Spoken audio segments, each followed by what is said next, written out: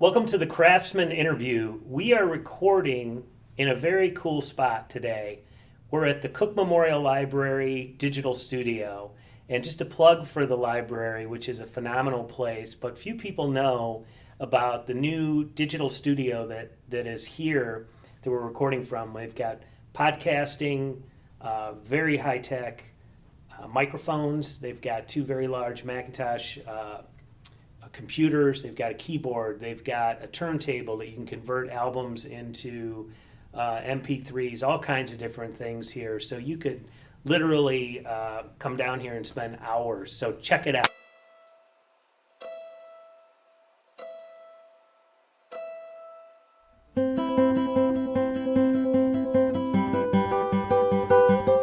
Welcome to the Craftsman interview. I'm here with Bethany Williams, who is a resident of Libertyville, and Bethany is running for a write-in. She's a write-in candidate for the village board as a trustee.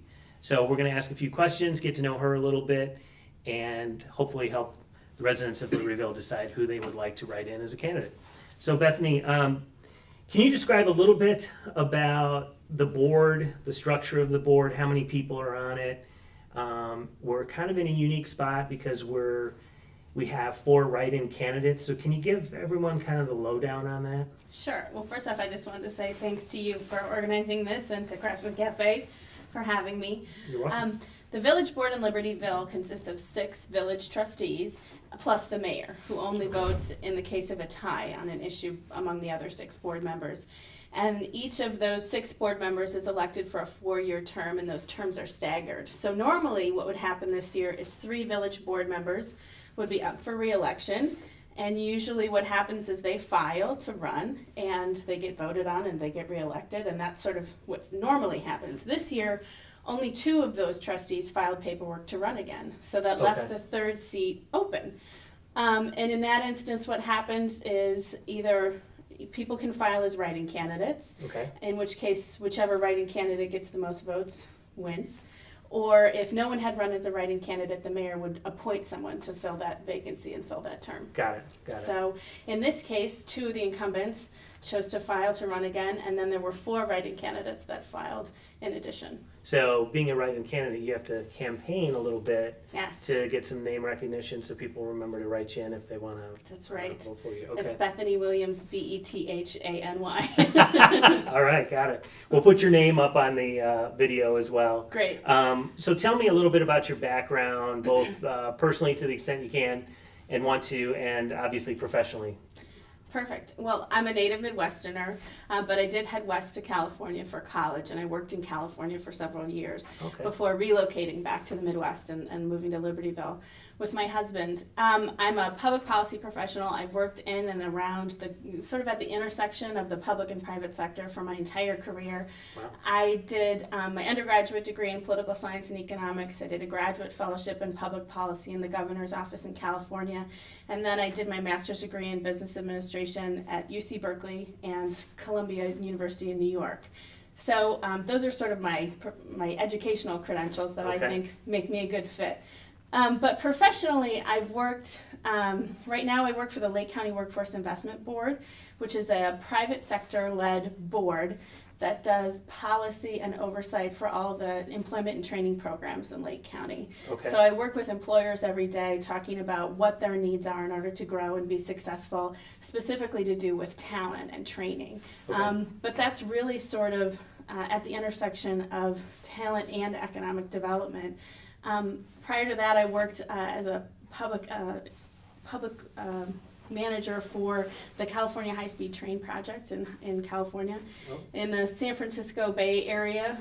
So I worked on big, complex infrastructure projects that touched all facets of transportation, public infrastructure, housing, land use, really a lot of issues. And also I worked in a prior capacity for a real estate development firm that did public-private real estate projects where we partnered with cities on urban infill projects to redevelop blighted properties. And a lot of that was focused on how do you grow local economy and maximizing the assets that you have, your location, your transportation network, the other economic activity going on in your area. Okay. And so that's sort of what I hope to bring to Libertyville. This is a town that's seen tremendous growth over the last few decades. Yes, it has. And it sits on a lot of really great assets, and I hope to be able to put my education and my professional experience to work here. Great. Gosh, you have some chops as far as your background as it relates to all the policy stuff in Berkeley and everything. So whatever happened with the project with the high-speed rail thing? Where is that? That's right now. They actually broke ground on the test track in this California Central Seriously? Valley. Yeah. Wow. So they're building the test track right now, which is going through sort of the Fresno area and the Central Valley of California, and then they're going to be building outward, connecting San Francisco to Los Angeles. Wow.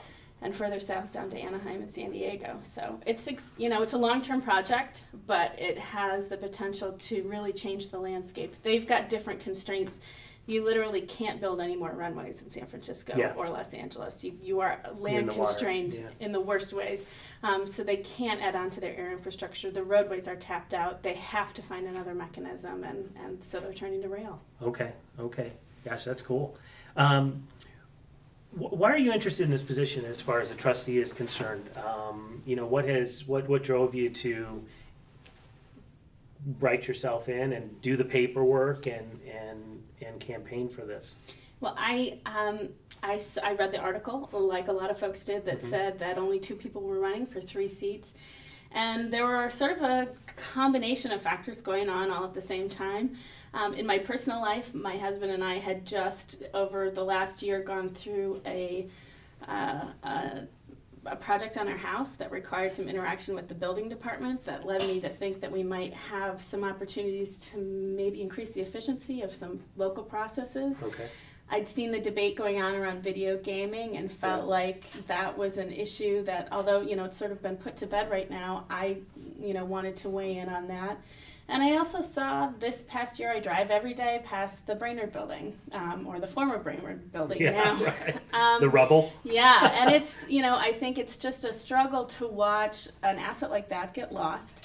But at the same time, there really wasn't a good plan to save it, unfortunately, at the end of the day. And although the ballot measure, was soundly defeated to fund the rehabilitation, I don't think there's anybody that wanted to see that asset go away. And so one of the things that I think a lot about as a student of public policy and as a public policy professional, I look at my property tax bill and there are 19 different taxing jurisdictions listed on it, which is coming from a non-Illinois, coming from an as sort of my outsider hat, that's astounding to me. Okay. And I think, during the time at which the Brainerd building was languishing, classes stopped happening there in 1999. The high school campus was built in the 50s. It's been pretty clear for decades that building was going to fall by the wayside, and it really wasn't going to meet the school district's needs in the long term. In that time, the village was also growing rapidly. There was certainly a lot of other priorities in terms of how the city and the village needed to spend their money to keep pace with that growth. But we were making investments in the sports complex, and at the same time, the Forest Preserve District bought a building at Winchester and 45 to house their headquarters and a museum, a Lake County History Museum. And I don't know that any of those investments would have been made differently had there been more collaboration between the different taxing bodies. But it certainly seems to me that building sits at the sort of the crossroads of our downtown, which is fantastic, and a lot of the neighborhoods. Yes. Right on 176, where there's the bike path, not far from community facilities like the modern high school, like the library, right, shooting distance from the train station and public transit. True. And so to have a community facility there of some type seems to make a lot of sense. And I just don't think there was a lot of strategic planning to say 30 years ago, okay, well, what do we want this to be? How do we want this to contribute to our community? The fact that it was a culturally important historic building wasn't enough to save it, but maybe there could have been some prioritization over the decades to put a plan in place that really would have worked. I'm not sure that the plan that was proposed last spring would have worked, and the voters obviously didn't think so. But it seems just such a shame and a missed opportunity every time I drive by it. So I'm running because I think, despite the fact that there's a lot of stuff, the school district owned that building, it wasn't a village-owned building, but there certainly could have been some collaboration, some planning outside of the narrow mindset of what is the village's job to make sure that we don't lose assets like that. Right. Because those are the kind of assets that make Libertyville unique. People love our historic downtown, and that was a facility that certainly could have contributed to that vibrant, bustling downtown that we want to see. What is it going to be now? Is it a parking lot? It's going to be a parking lot and sports fields. Okay. To support the school. So we, and parking is certainly an important need, and everybody who's been downtown Libertyville knows that, but it just seems like a missed opportunity. Yeah. So what do you think, from your perspective, what is the village board, what are the strengths and what are the weaknesses? What are some of the opportunities? You want to weigh in on that a little bit? Sure. I think, one of the strengths of the village board is this is a community that's had some strong leadership and some high quality leadership. By running, I want to give kudos to those who sit on the board now and who have sat on the village board, and to Mayor Wepler. This is a community that's been well run historically. But I think Libertyville, and I will say there's a lot of institutional memory and knowledge sitting on that board right now. The flip side of that, or the sort of weakness side of that, or opportunity side, is the board, I don't think, is very representative necessarily of the community as a whole. And I think that's something I'd like to bring to the board. I also think the other opportunity side of that is, Libertyville used to kind of be known as a sleepy little backwater bedroom town to Chicago. And I think instead we sort of need to flip our thinking about that. My husband works for one of the major employers in the region, and there are a lot of people who work in Libertyville and in and around Libertyville, and this is an economic engine for the county, and they live in Chicago, and that's fine too. We can think of Chicago as our bedroom community and capitalize on that economic development and keep that here. And so I see things like trying to make this an attractive economic environment, making sure this is a place where young professionals and young families want to come and live and can afford to come and live. I think that's all critical for the village moving forward. And I think we're sort of at this place where we're transitioning from being the sleepy little old Libertyville that everybody knew to really a thriving economic force to be reckoned with. And I think that, having that potentially that outsider's perspective puts me in a position to see that maybe a little bit more clearly. What are some of the things that you would, what are some ideas around tapping into that? Well, one thing, I'll be honest with you, I've been doing a lot of reading just in this race. To be perfectly frank, this isn't something I planned on doing. If I had, I probably would have made sure my name was on the ballot. I'm running really as a write-in because all of these concerns were going on for me, and then I saw this article and felt like I really needed to step in. But I think in doing a lot of research about the board and what they've been up to and what's happening in our village versus other villages, I think there's if you tried to look for a strategic plan on the village's website, you wouldn't find one. And this sort of big picture thinking that goes beyond our jurisdiction, that's the kind of, for me, that's a first step. And looking at, everyone is budgeting in their own silo and setting their priorities in their own, their own box. But I think we need to think bigger than that, and I think the village is sort of in a position to take on that kind of leadership role. Yeah.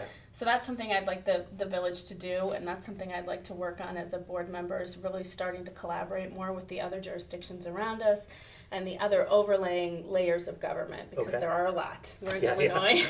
Yeah. True indeed. I also think a lot of the communication and outreach, the way that the village, there's a print newsletter once a quarter.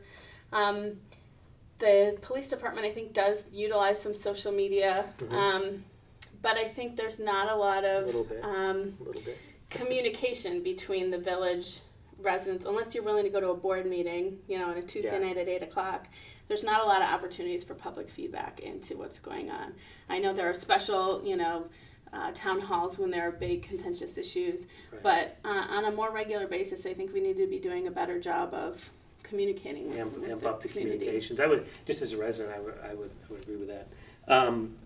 Two more things. One is what should residents be thinking about? My wife and I are raising 3 young daughters, and we're plugged into Libertyville. We love it here.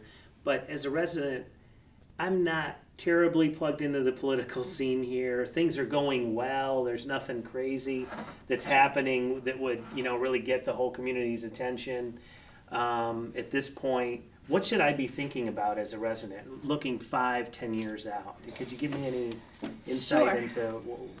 I think, I was at the Lake County Partners, the economic development agency for the county, did their Yes. big event last week, their big meeting. And they featured an economist from Mesereau who said, we are now entering the days of a Main Street economy, not a Wall Street economy. It's taken a long time for us to get there, Wow. but we're finally turning the corner. And if you think about it, Libertyville is particularly well positioned to take advantage of that kind of climate. So, and we do have a lot of folks who are choosing Libertyville because of the assets it sits on. And one of the ones that I think potentially we're not maximizing to the greatest extent we can is our metro station and our connection to the rail line. And I think the development opportunities that the village is looking at right now around the downtown area are going to be something to watch for. I think the parking issues in downtown and the oncoming of the east side parking facility will be, and how that's planned and how that's developed are going to be important for what our downtown looks like 10, 15, 20 years down the line. I think if that's done well, it has the potential to drive a lot more economic growth. And so I think the downtown area and the transit-oriented development thing are a big thing to watch for. The other thing that I think we need to pay attention to, and it's, just in the last few weeks, it's a moving target. The governor announced in his budget address that he's going to be taking back 50% of the portion of the income tax that goes to fund local governments. And at the same time, they're going to be capping property taxes, so there's not a mechanism for a village like Libertyville to try and make up that hole in the budget. What that comes down to for us is a $500,000 loss if the governor's budget passes. Okay. Now, what happens in Springfield is Yeah. Anybody's guess. Right. And we don't control it. But at a minimum, I think we need to start really thinking about how we're going to maintain the kinds of services and amenities that we've come to enjoy as Libertyville residents in an era when we have less and less control over, what comes in from some of those resources. Right. And I don't think there's a silver bullet. I think it's going to be a lot of rolling up of shirt sleeves and tightening of belts. But, getting back to that communications issue with the village and the residents here, I just think that's one area where, it's going to take all hands on deck to make this work in a way that maintains the quality of life here in Libertyville. And, hard times are ahead, unfortunately, on that front. So hopefully we can continue the kind of economic growth we've had to sort of at least stop the bleeding a little bit and keep ourselves, afloat. Okay. Well, this has been great. One last question is, how can people find out more about you, what you're thinking about? Do you have a website or a Facebook page or something? I do. People can go to www.BethanyWilliamsForLibertyville.com. Okay. You can read about me. You can sign up to volunteer or to donate, which is always encouraged. Okay. You can contact me through that. I'd love to hear from people if they have feedback for me about, things I've said here or things they've read about me in the newspaper. I also really encourage folks, if you haven't checked out the Lake County Clerk's website to figure out how to vote, how to register, how to vote by mail, all of those things are going to be really important. There's also specific instructions for how to write for a writing candidate. Okay. So people will need to know those rules going into April 7th to make sure that we get everybody's voice heard. Awesome. Well, thank you so much, and it's great to meet you. Thank you. Appreciate it. All right, George.